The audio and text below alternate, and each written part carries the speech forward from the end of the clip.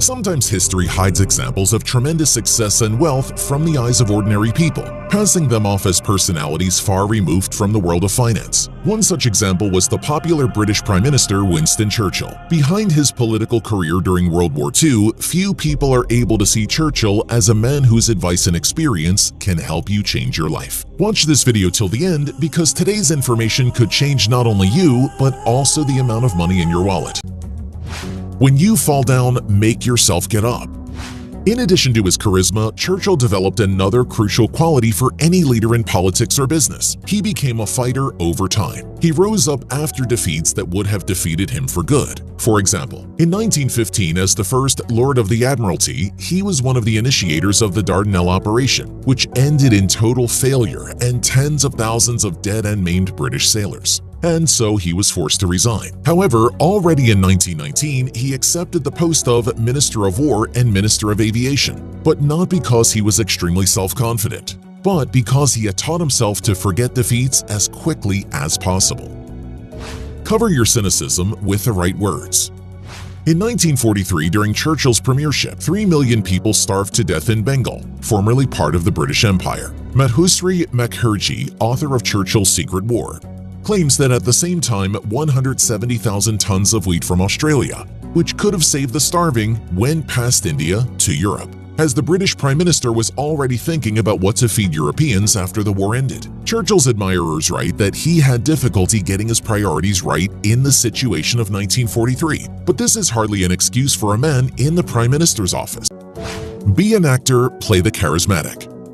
The conventional wisdom says that a leader must be a humble man. The press today writes with affection about Ingvar Kamprad, the billionaire founder of IKEA, who flies only in economy class, or Bill Gates, whose house automatically turns off the lights when no one is there. But it is a well-known fact that Churchill was exorbitantly ambitious from his youth. He never pretended to be too modest, and he didn't need to be. He didn't need it because he had the most important quality for a leader: charisma. And the most interesting and instructive thing is that this charisma was partly spurious. Churchill suffered lifelong bouts of depression and self-deprecation. As a young man, he did not even know how to conceal them. In 1924, when Churchill lost the parliamentary election, Lloyd George, secretary to the British ex-prime minister, said, "Churchill looks so lost that he can hardly speak."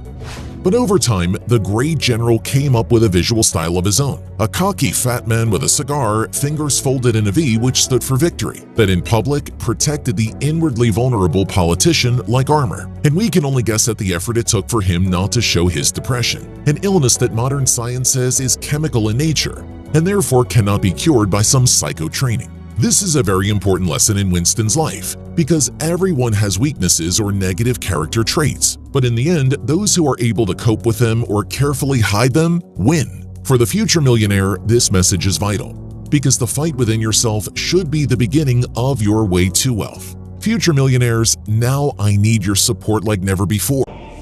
Work like a slave or act like a man.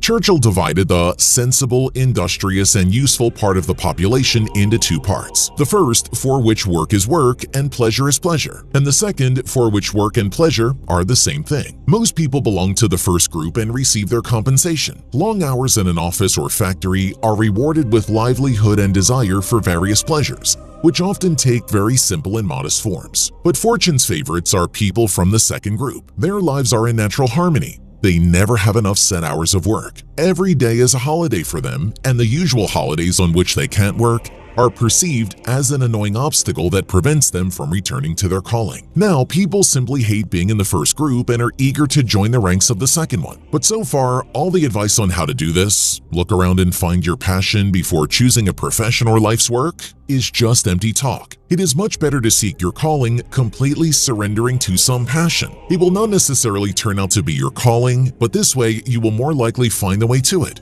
And so it was with Churchill. He developed a deep love for the English language and reading from early years, which contributed to his career as a writer. But other areas were not so easy to him. He had to try hard to keep up in other subjects at school, and instead of university, he attended a military academy. His writing career did not begin in early age, and all because of the real passion of his whole life: war. Churchill wanted to go to the front in any military conflict. And when he was not allowed to participate in battles as a military man, he got a job as a correspondent for a newspaper in order to still get into the arena of hostilities. When the public liked his reports about what was happening, Churchill decided to write a book about his findings. And already in the process, he realized that the work of the writer brings him much more pleasure than a military career. Thus, he found out his calling. That is, Churchill did not sit at home endlessly reflecting and searching for his vocation. He was engaged in what captured him and brought him pleasure, and through that, he found his true calling. And not only him. Many people have found their life's work simply by trying what interests them at the moment.